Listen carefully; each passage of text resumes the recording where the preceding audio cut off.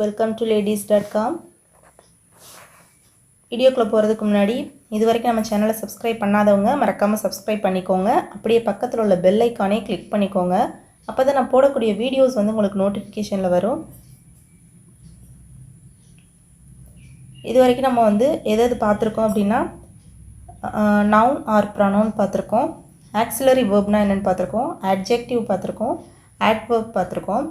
இப்போது ஆட்வர்ப் வந்து லிஸ்ட்டு கொடுத்துருந்தேன், அதில் உள்ளதை படிச்சிருக்கணும். அட்ஜெக்டிவும் லிஸ்ட்டு கொடுத்துருந்தேன் பிடிஎஃப் லாஸ்ட் வீடியோஸ்லாம், அதில் உள்ளதை படிச்சிருக்கணும். அடுத்து ஆக்சிலரி வேர்ப்னா என்னன்றதை கரெக்டாக புரிஞ்சிருந்துருக்கணும். ப்ரொனவுன் அப்படின்றதையும் கரெக்டாக படிச்சிருந்தீங்க அப்படின்னா நம்ம சென்டென்ஸ் எழுதுறது ரொம்ப ஈஸி. லாஸ்ட் வீடியோவில் சென்டென்ஸ் எப்படி எழுதுறது, அதாவது ப்ரெசண்ட்டில் சென்டென்ஸ் எப்படி எழுதுறது, ப்ரெசண்ட்டில் அட்ஜெக்டிவ் வச்சு சென்டென்ஸ் எப்படி எழுதுறது அப்படின்றத பற்றி பார்த்தோம். இந்த வீடியோவில் பாஸ்ட்டில் அண்டு ஃப்யூச்சரில் சென்டென்ஸ் எப்படி எழுதுறது அட்ஜெக்டிவ் வச்சு அப்படின்றத பார்க்க போகிறோம். வாங்க வீடியோக்குள்ளே போகலாம்.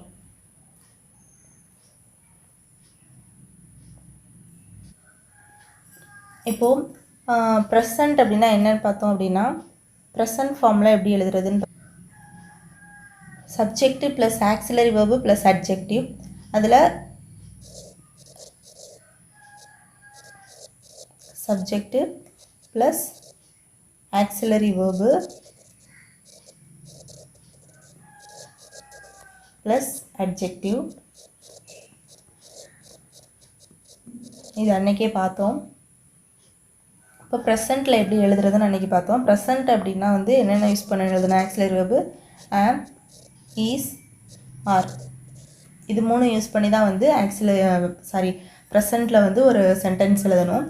இப்போ பாஸ்ட்டில் எழுதணும் அப்படிங்கும்போது வாஸ், வேர் போட்டு எழுதுவோம்.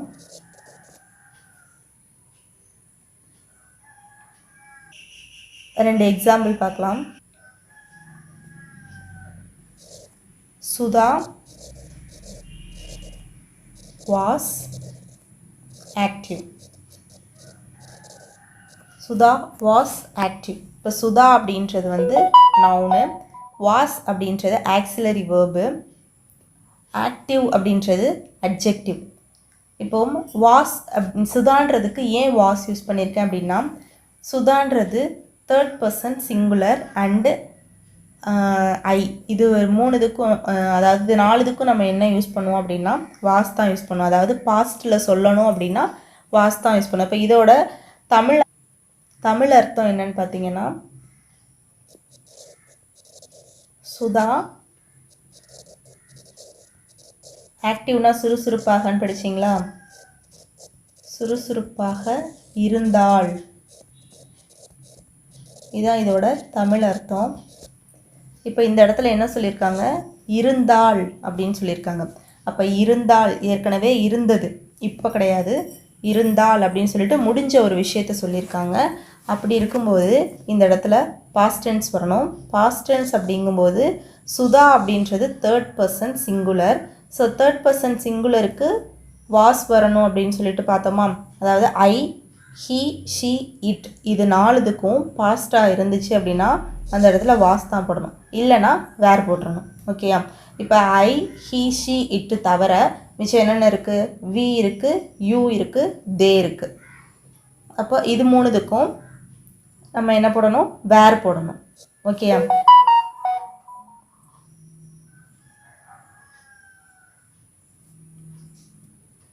இன்னொரு சென்டென்ஸ் பார்ப்போம்.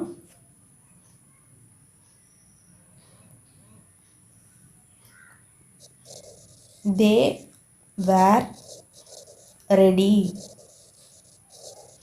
இதுக்கு என்ன அர்த்தம், அவர்கள்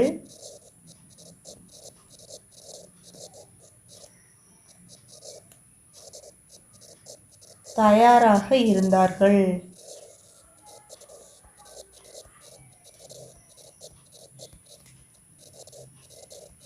இப்போ இருந்தார்கள் அப்படிங்கும்போது பாஸ்ட் முடிஞ்சதை தான் சொல்கிறாங்க, இப்போது இருக்கிறத சொல்லலை. அவர்கள் தயாராக இருந்தார்கள் அப்படின்னு சொல்லிட்டு முடிஞ்ச விஷயத்தை தான் சொல்கிறாங்க. ஸோ அப்போ இந்த இடத்துல வந்து நம்ம வந்து பாஸ்ட் தான் யூஸ் பண்ணணும். இப்போ தே அப்படின்ட்டு வர்றதுனால வேர் போடுறோம்.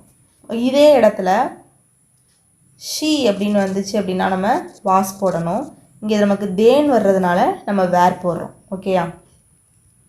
தேவர் ரெடி, அவர்கள் தயாராக இருந்தார்கள். நீங்கள் வந்து அந்த ஆக்சிலரி வேர்பை நல்லா நல்லா நீட்டாக பார்த்தீங்க அந்த வீடியோவை அப்படின்னா உங்களுக்கு கரெக்டாக இது புரியும். நீங்கள் அதை வந்து ஸ்கிப் பண்ணி பார்த்துருந்தீங்க அப்படின்னா இது உங்களுக்கு ஒழுங்காக புரியாது. வாஸ்ன்றது சிங்குலருக்கு யூஸ் பண்ணணும், அதுவும் யூவை தவிர மற்ற சிங்குலருக்கெலாம் யூஸ் பண்ணணும். வேறுன்றது ப்ளூரலுக்கெலாம் யூஸ் பண்ணணும், ப்ளஸ் யூவையும் சேர்த்து யூஸ் பண்ணணும். ஓகேயா?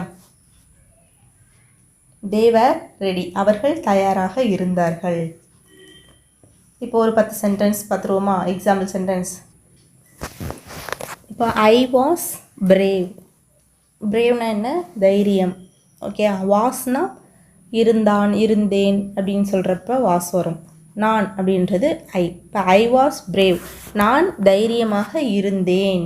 இப்போ இல்லை, இருந்தேன் பாஸ்டில். வி வேர் சிம்பிள், நாங்கள் எளிமையாக இருந்தோம். வி வேர் சிம்பிள், நாங்கள் எளிமையாக இருந்தோம் பாஸ்ட். யூ வேர் கைண்ட், நீங்கள் இல்லைனா நீ எது வேணாலும் எடுத்துக்கலாம். நீங்கள் அன்பாக இருந்தீர்கள். ஹீ வாஸ் காக்கி, அவன் திமிராக இருந்தான். ஷீ வாஸ் கேர்லி ஹேட், அவள் சுருட்டை முடியுடன் இருந்தாள். இட் வாஸ் டால், அது உயரமாக இருந்தது. தே வேர் பியூட்டிஃபுல், அவர்கள் அழகாக இருந்தார்கள். அதாவது பாஸ்ட்டில் முடிகிறதுக்கெல்லாம் எப்படி எழுதுறது அப்படின்றத சென்டென்ஸ் பார்க்குறோம். இப்போ இதுக்கு வந்து பாஸ்ட்டுக்கு அப்படின்னாலே வந்து வாஸ் அல்லது வேர். வாஸ் எதுக்கு வரும்? ஐ, ஹீ, ஷீ, இட். ஓகே. வேர் எதுக்கு வரும்? வி, யூ, தே. இவ்வளோதான். இது தெரிஞ்சதுன்னா போதும், சென்டென்ஸ் ஃபுல்லாகவே நீங்கள் கரெக்டாக எழுதிடலாம். அடுத்து ஃப்யூச்சரில் எப்படி எழுதுறது அப்படின்னு பார்ப்போம். இப்போ ஃப்யூச்சர் அப்படின்னா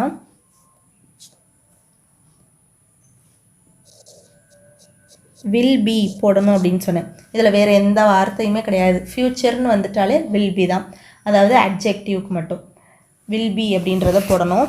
இப்போது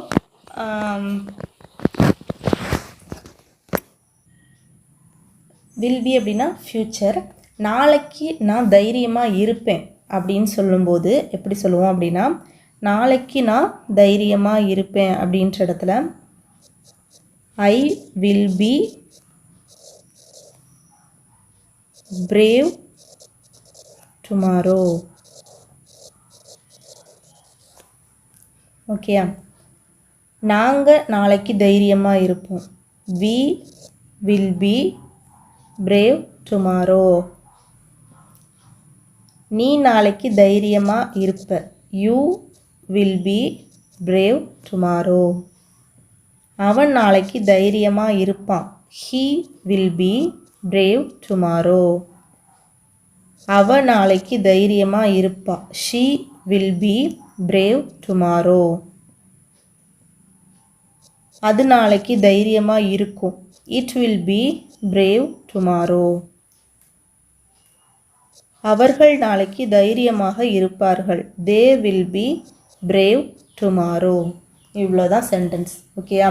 ப்ரெசண்டில் சொல்கிறோன்னா ஆம், இஸ், ஆர். பாஸ்டில் சொல்கிறதா இருந்தால் வாஸ், வேர்.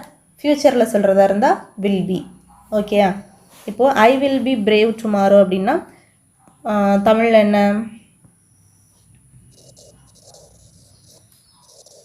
நான் நாளை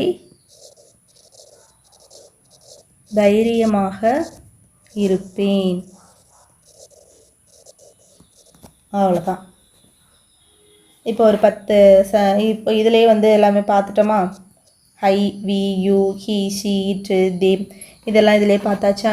இப்போது அடுத்த வீடியோவில் சென்டென்ஸ் கொடுப்பேன், அதாவது தமிழில் கொடுப்பேன். நீங்கள் தான் வந்து அதை இங்கிலீஷில் எழுதணும். ஓகேயா? அடுத்த வீடியோவில் தமிழில் கொடுத்துருப்பேன், நீங்கள் அதை இங்கிலீஷில் எழுதணும்.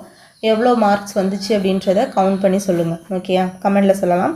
இது வரைக்கும் நம்ம சேனலை சப்ஸ்கிரைப் பண்ணாதவங்க மறக்காமல் சப்ஸ்கிரைப் பண்ணிக்கோங்க. அப்படியே பக்கத்தில் உள்ள பெல் ஐக்கானே கிளிக் பண்ணிக்கோங்க. அப்போ தான் நான் போடக்கூடிய வீடியோஸ் வந்து உங்களுக்கு நோட்டிஃபிகேஷனில் வரும். இந்த வீடியோ பிடிச்சிருந்துச்சி அப்படின்னா லைக் பண்ணுங்கள். உங்கள் ஃப்ரெண்ட்ஸுக்கும் இது யூஸ்ஃபுல்லாக இருக்கும், இதை ஷேர் பண்ணுங்கள். ஏதாவது டவுட் இருந்துச்சுன்னா கண்டிப்பாக கமெண்டில் கேளுங்க, நான் கிளாரிஃபை பண்ணுறேன். தேங்க்ஸ் ஃபார் வாட்சிங்.